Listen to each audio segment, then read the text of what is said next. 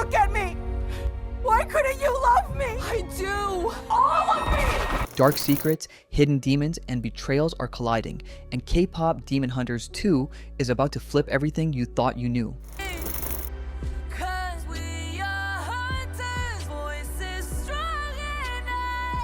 Leaked clues suggest K-pop Demon Hunters 2 isn't just bigger, it's darker, emotional, and built on shocking betrayals and buried truths. It's time. The world will know you as pop stars. But you will be much more than that. You will be hunters.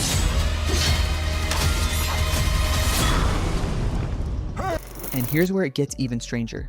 Rooney isn't just a K-pop idol balancing rehearsals and stage lights, she's half demon, and that truth sits on her chest like a weight she can't breathe under. Every smile feels rehearsed, every performance feels dangerous. One slip, one mistake, and everything she's built could collapse. Selene taught her how to hide it, suppress the markings, control the power, pretend the monster side doesn't exist, but powers don't disappear just because you bury them. They simmer. You can feel it during every performance, like something is clawing its way to the surface while the crowd cheers, unaware. That's the real battle. It's not just demons in the shadows, it's Rooney fighting herself. The fear that if her friends or the hunters find out, they won't see her anymore, just the demon. And when she asks, "Why can't you look at me? Why can't you love me?" It doesn't sound dramatic, it sounds exhausting, isolated, like someone begging to be accepted before everything breaks. I can't. When we lost your mother, I swore to protect all that was left of her. But I never thought that I would be a child like you. Everything I was taught told me you were wrong. But I made a promise. But wait, this isn't just Rooney's burden. Selene carries her own ghosts. Long before she became a mentor or protector, she was a sunlight sister. A hunter trained to erase demons, not raise one. And that's where the guilt starts to rot from the inside. She didn't just teach Rooney how to fight, she taught her how to hide, how to suppress the markings, bury the demonic side, and survive in a world that would destroy her if it knew the truth. But here's the uncomfortable question fans keep asking. How much does Selene really know about Rooney's parents, and how much did she do? Every pause in Selene's voice feels heavy. Not with anger, but fear. Fear of what Rooney could become. Fear that love might not be enough. Her conflict isn't about punishment. It's about control, protection, and regret colliding. The tension between telling the full truth or keeping the lie alive is suffocating. And the sequel feels like it's setting up one inevitable moment, a confession that could save everything or shatter it completely. And this is where it cuts deepest. Selene didn't just adopt Rooney, she raised someone she was trained to hunt. Imagine loving a child while fearing the very thing that defines them. That's the emotional minefield they're walking through. After Rooney's mother died, Selene made a promise. Protect what's left, keep her safe. But no one tells you how heavy that promise becomes when safety means hiding the truth. Every argument, every confrontation feels fragile, like one wrong word could snap the bond entirely. When Selene says, "Don't leave, I can still fix it," it doesn't sound confident, it sounds desperate, like someone clinging to control because losing it means losing family. Their relationship isn't broken, but it's cracked, and cracks spread under pressure. Part 2 feels dangerous for them. Secrets don't stay buried forever, and when they surface, this bond might not survive the blast. Don't leave! I can still fix it!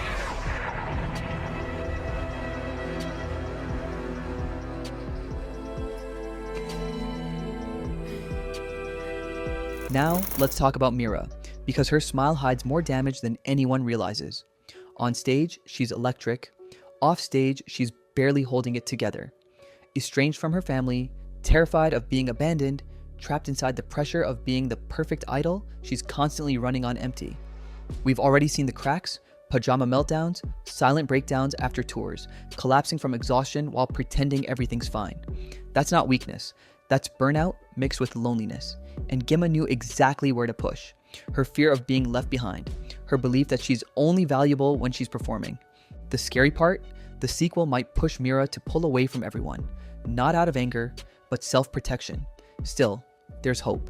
Her quiet, honest moments with Rooney matter. Laughter without cameras, tears without judgment. That's the real fight here. performer versus human, and it's far from over. And here's where it gets tense. Mira isn't just fighting herself, she's fighting the team dynamic too.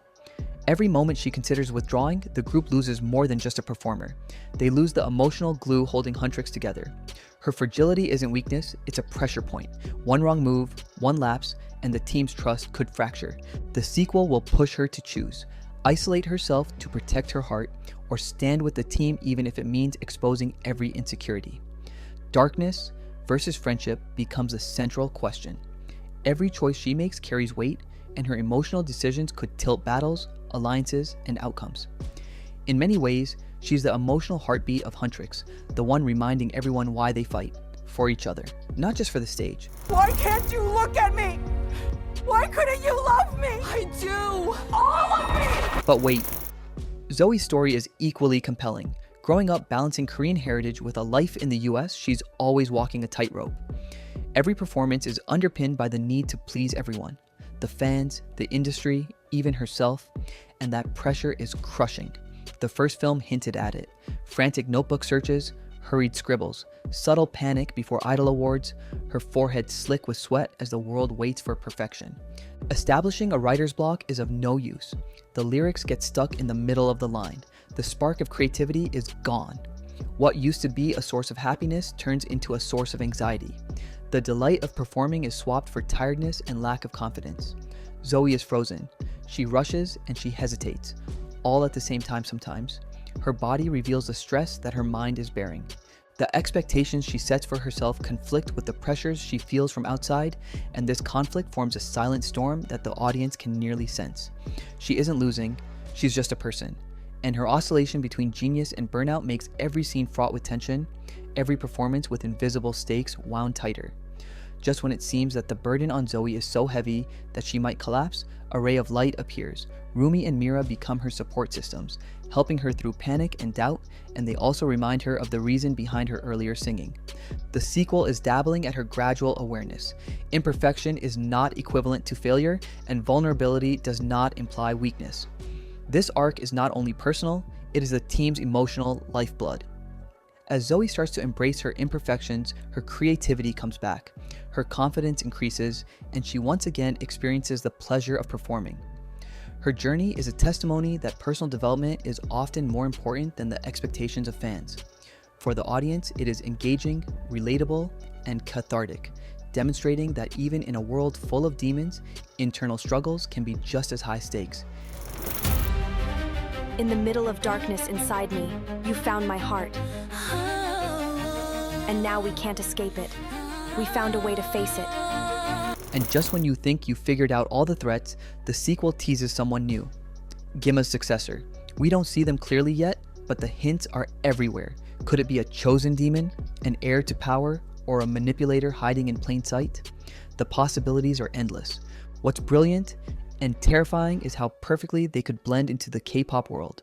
Manager, producer, performer, it doesn't matter. No one would suspect them. Meanwhile, Huntrix is busy battling shadows, unaware that the real threat is right beside them.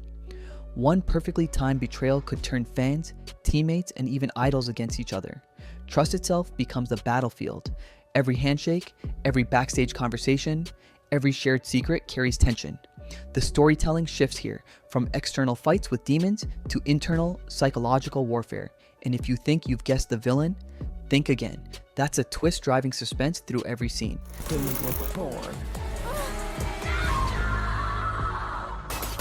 So here's the query that is common among the people. What actually happened to Rooney's dad? The first installment touches very lightly on this matter, not solving the riddle, but encouraging the fans to come up with their own theories. Was he murdered?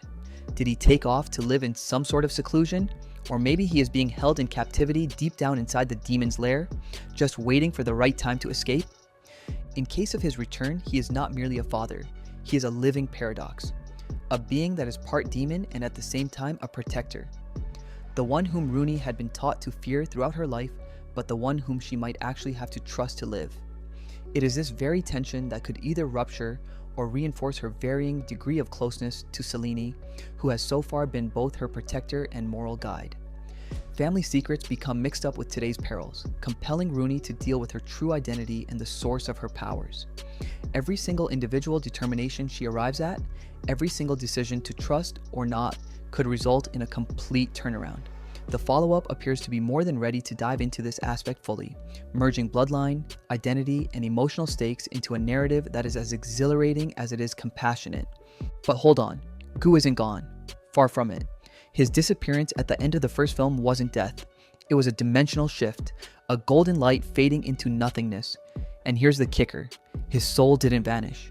It transferred into Rooney, leaving golden demonic patterns that match his energy across her powers. That essence isn't just cosmetic, it lives inside her, affecting her abilities, her performance, and her connection to the team. And the filmmakers left breadcrumbs everywhere. Audio cues, subtle reflections in her sword, even visual hint in the rainbow-colored Hun-Moon barrier.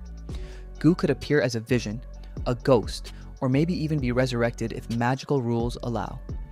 Fans are speculating he might have his own agenda inside Rooney, which adds layers of tension and moral conflict. His presence changes everything. Every battle, every choice, every moment now carries stakes far beyond what anyone imagined. And emotionally, Rooney has to reconcile carrying a piece of someone else while still claiming her own identity. Your voices cannot defeat me. And here's where the hints get impossible to ignore. Early concept art teases his presence in ways the first film never fully reveals. Cutscenes removed from the final edit? Same deal. Subtle signs that Gu isn't gone. His voice even appears in the outro, and fans are spotting reflections in Rooney's sword during battle sequences. Then there's the rainbow-colored Hun-Moon barrier in the finale. A dramatic shift from the usual golden glow, carrying shades that match Gu's energy. Even the voice actors have dropped subtle hints, teasing the possibility of his return. Netflix and Sony know exactly how popular he is, and fan engagement is pushing the story forward. Every theory, fan art, and discussion thread fuels the likelihood that Gu's story isn't finished. The breadcrumbs are everywhere, and for anyone paying attention, it's clear. He's coming back, one way or another, and it's going to shake everything. Just when it feels like the story might settle, the stakes explode. Rooney must fully embrace her half-demon identity. Mira battles fears of abandonment, and Zoe faces burnout head-on. Hidden demons lurk inside Huntrix. Selene's past secrets resurface, and Gu's lingering presence complicates everything. Emotional turmoil meets high-stakes action, and the sequel threads every arc together. Trust, love, betrayal, and identity colliding in a finale that promises to leave fans breathless. With demons hiding in plain sight, family secrets unraveling, and Gu's fate still unresolved, K-pop Demon Hunters, two promises: betrayal, emotional warfare, and shocking twists. Who survives, who breaks, and who embraces their darkness? Drop your theories below, like, subscribe, and stay ready. This roller coaster is just getting started.